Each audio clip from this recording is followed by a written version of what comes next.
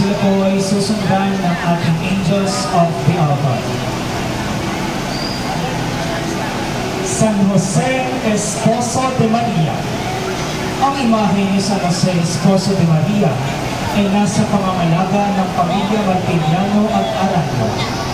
Mga magsisiilaw, Bakal SPPC, Kofradiya ng Ina ng Naging Saklolo at Kofradiya ng Birhen ng Lourdes. San Jose Esposo de Maria, ipanalangin mo kami.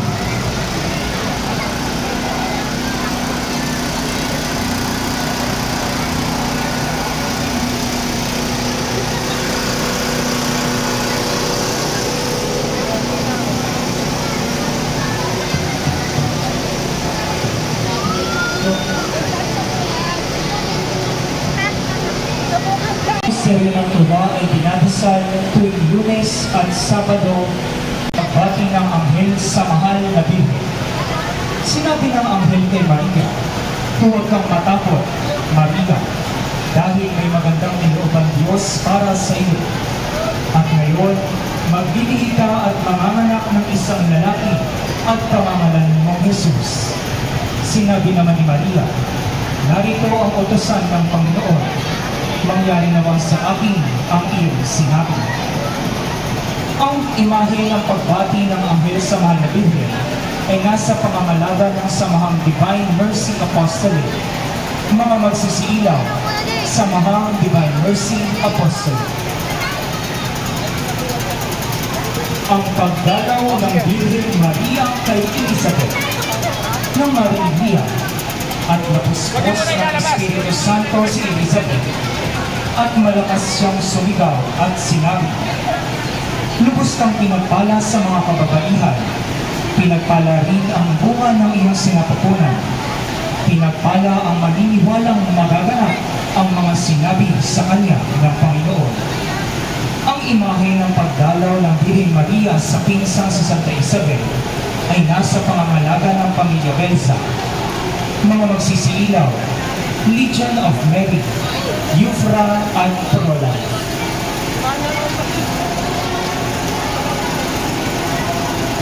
Ang paghahandog kay Jesus sa templo. Nang dumating na ang araw ng paglilinis nila ayon sa batas ni Moises, dinala ang sanggol sa Jerusalem para iharap sa Panginoon. Tulad ng nasusulat sa batas sa Panginoon, lahat ng pangalan na lalaki ay ituturing na banal para sa Panginoon.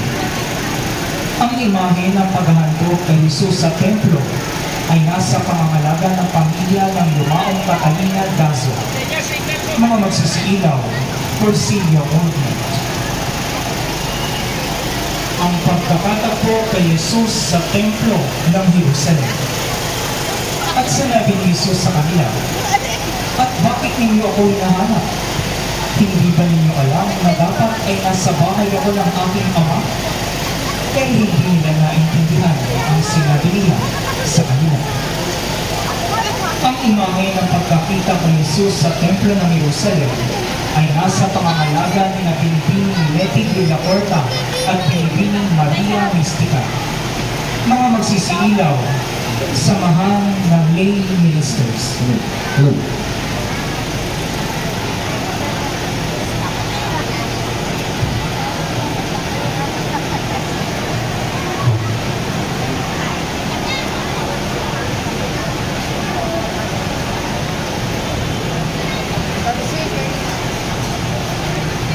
Ang mga misteryo ng liwanag. Ang mga misteryo ng liwanag ay dinadasal tuwing Huwebes sa isang linggo. Ang unang misteryo ng liwanag, ang pagbibinyag kay Kristo.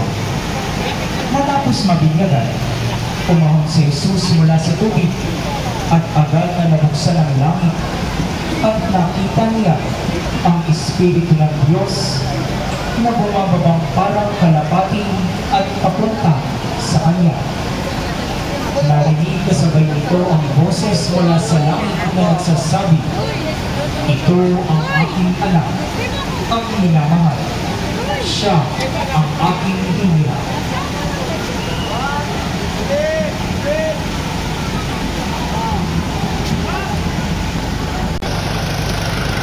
Ang imahe ng pagbibinyag kay Kristo ay nasa pamamalaga ng samahan ng Christian Family Movement. Magsisilaw, Christian Family Movement.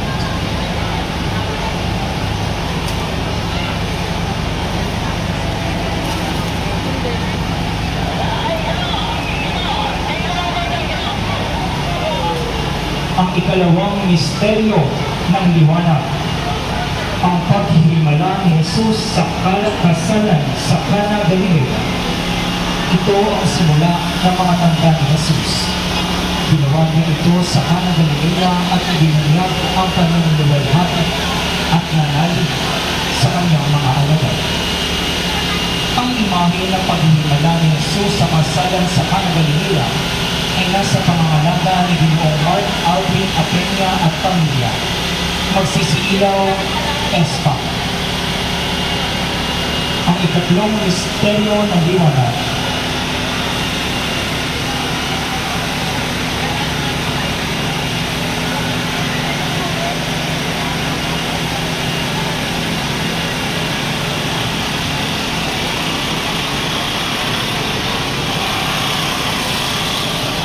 ang ikalima at huling misteryo ng liwanag, ang pagtatatag ng Eucharistia.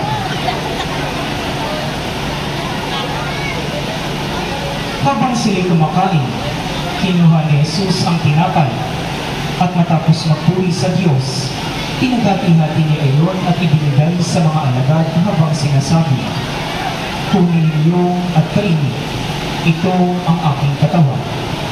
Pagkatapos ikinuha niya ang kalis, nagpasalamat at ibinigay sa kanila habang sinasabi, "Inumin ninyong lahat ito, sapagkat ito ang aking dugo, ang dugo ng tipan na ibinubuhos para sa marami, para sa ikapagpapatawad ng mga kasalanan." Ang imahe ng pagtatatag ni Jesus sa banal na Eucharistia o huling hapunan ay nasa pamamalaga ni Ginang Belen Legazpi at pamilya. Magsisilaw, Unified Charismatic.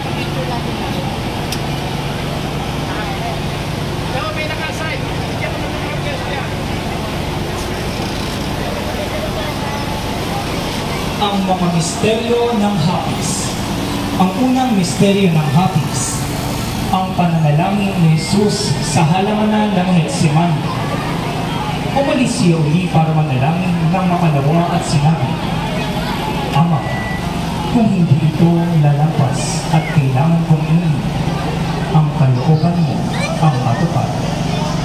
Ang imahe ng pananalangin ni Jesus sa halamanan ng Getsemani ay nasa pamamalaga ni Ginang Francisca Araniego at pamilya at Ginang Zoila Carrillo.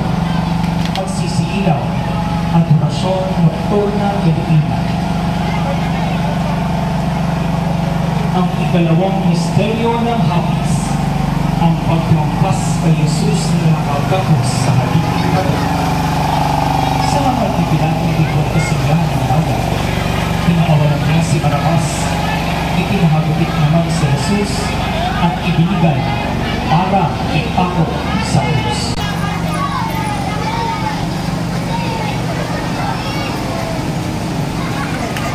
Ang imahe ng paglampas kay Jesus na nagagapos sa halipin bato ay nasa pamamalaga ng pamilya Santos at Barazon. Magsisilaw, Apostolado ng Panalangin. Ang ikatlong misteryo ng hapis, ang pagpuputo ng koronang tinig kay Jesus. At pumilipit sila ng isang koronang tinig, ipinutong ito sa kanyang ulo at inilagay ang isang patpat sa kanyang kanang kamay. At saka sinulumuhod sa harap ni Jesus at nilibang sila sa pagsasabi, "Mabuhay ang hari ng mga Hudyo." Dinuraan nila siya, kinuha ang patpat sa kanyang kamay at inilabas ito sa kanyang ulo. Ang imahe ng pagpuputong na koronang tinig ay nasa pamamalaga ni Ginoong Manny Gallego at pamilya Cordero. Magsisilaw, Lingkod ng Panginoon, Ministry of Letters and Commentators.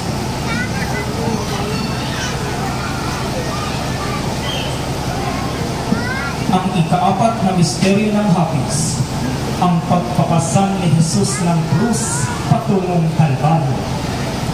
Kaya nooy ipinubaya siya ni Pilato sa kanila upang sa krus ipako. Kinuha nila si Jesus.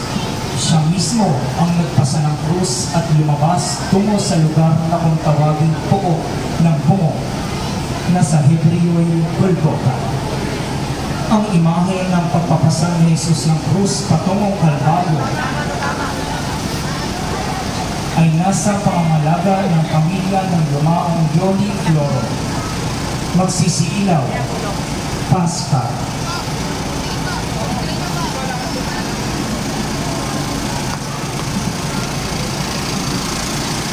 Ang ikalimang misteryo ng hapis, ang pagkapako at pagkamatay ni Jesus sa krus. Pagkasipsip ni Jesus ng alak, sinabi niya, natupad na, at pagkalubo ng uloy, ibinigay ang Espiritu. Ang imahe ng pagkapako at pagkamatay ni Jesus sa krus ay nasa pamangalaga ni Ginoong Joe Rubio at pamilya. Magsisiilaw, CWL.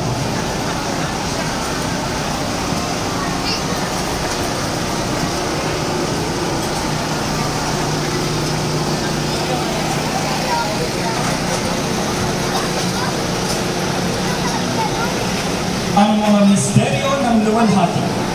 Ang mga misteryo ng luwalhati ay dinadasal tuwing Miyerkules at Linggo sa isang linggo. Ang unang misteryo ng luwalhati, ang muling pagkabuhay ng Panginoong Jesucristo. Sinabi ng anghel sa mga babae, huwag kayong matakot. Alam kong hinahanap ninyo si Jesus na ipinako sa krus. Wala siya rito. Binuhay siya ayon sa kanyang sinabi. Tingnan ninyo ang lugar na pinaglibingan sa kanya. Ang imahe ng pagkabuhay na mabuli ng Panginoong Jesucristo ay nasa pangangalaga ni Inang Carmelita G.Q. Antonio, Ginoong Ernesto Hindin at Ginoong Gerald John P. Antonio. Magsisiilaw, Holy Name Society.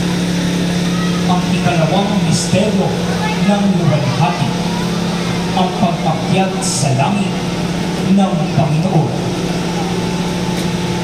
At lumabas sila ni Jesus hanggang sa may Betania, at itinaas niya ang kanyang kanang kamay at binasbasan sila. At habang binabasbasan niya sila, pinawalay sila sa kanila at dinala sa langit. Ang imahe ng pag-akyat sa langit ng Panginoon ay nasa pangangalaga ni Ginoong Roberto Sales at pamilya. Magsisiilaw, PC1. Ang ikatlong misteryo ng luwalhati, ang pagpanaog ng Espiritu Santo sa mga apostoles at sa mahal na Birhen. Napuspos silang lahat ng Espiritu Santo at nagsimulang magsalita sa ibang mga wika ayon sa kaloob ng Espiritu na salitain ng bawat isa. Kami na. Ang imahe ng pagpanaog ng Espiritu Santo sa mga apostoles at sa mahal na Birhen ay nasa pangangalaga ni Ginoong Louis Palomares at pamilya. Mga magsisiilaw, Mother Butler Mission Hill. Ang ikaapat na misteryo ng luwalhati, ang pag-aakyat sa langit sa mahal na Birhen. Dakila nga ang ginagawa sa akin ng makapangyarihan. Banal ang kanyang pangalan. Pintakasin niya sa luklukan ang mga makapangyarihan. Itinampok naman ang mga baliwala. Ang imahe ng pag-akyat sa langit sa mahal na Birhen ay nasa pangangalaga ni Ginoong Teodoro Dulpe at pamilya. Magsisiilaw, SFO.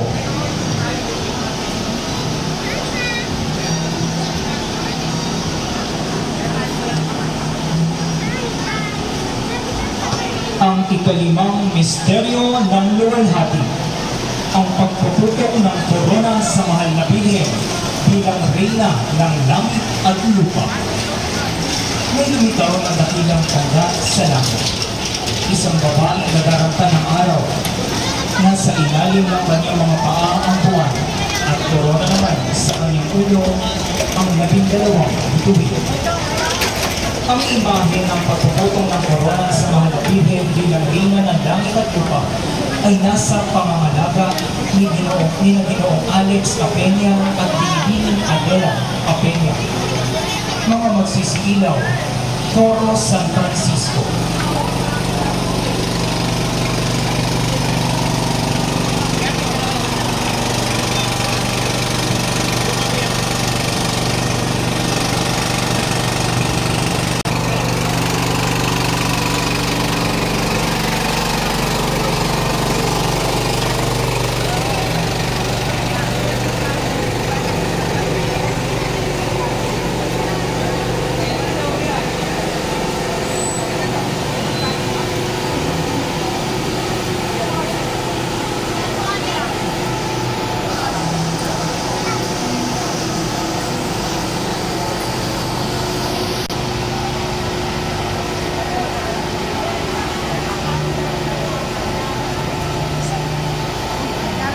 Salve Regina, Mater Misericordiae, vita dulcedo, et spes nostra salve.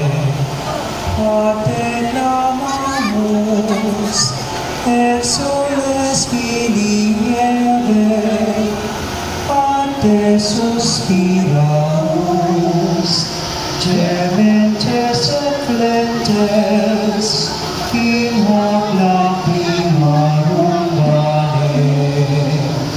Ea ergo, advocata nostra, illos tuos, misericordes oculos, agnus converte, et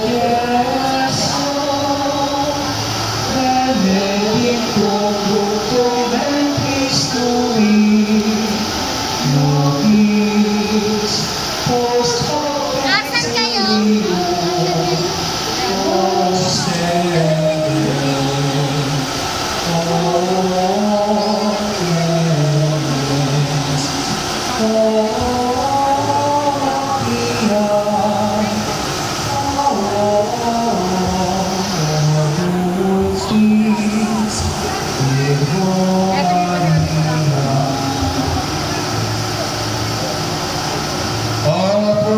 Santa Dei Genitrix, Oremus, Omnipotens et Paterni Deus, Viduriosa Bernis Martis Maria, Corpus et Anima, Continuum Filio Divino, Effectum Elevetu, et Spiritus Sanctum operante preparasti, la cruz coronazione d'eterno, per espia intercessione, ab instantibus malis, et a morte perpetua liberello, per illumina Christum Dominum nostrum. Divino exilio mane semper nobis. Sama-sama berhati awitin ang puso ko'y nagpupuli habang tinataguyod ang puso. Ang pupuli na pupuli sa Panginoon, nagagarang ang aking espiritu sa aking tagapagligtas, sapagkat inutulan niya